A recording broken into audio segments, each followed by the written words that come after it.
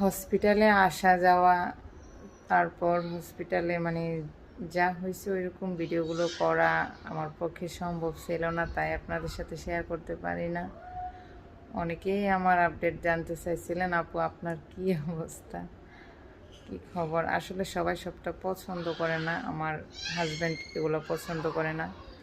বাবুকে ভিডিও করা, আমার মানে আমার কান্নাকাটি, আমার অস্থিরতা, একটা মেয়ের এই সময় যা হয় আর কি, তো এগুলো উনি চায় না ফেসবুকে পোস্ট করি, যার জন্য উনি ভিডিও করে না। বলছি তুমি সুস্থ হও, তারপর তুমি যেভাবে আগের মতো মানে ভিডিও করো ওইভাবে ভিডিও করবা, সমস্যা নেই, কিন্তু এগুলা কইরো না।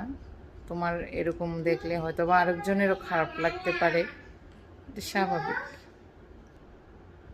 একটা মানুষের এরকম অস্থিরতা দেখলে আরেকটা মানুষের মনে অনেক ভয় লাগে, খারাপ লাগে।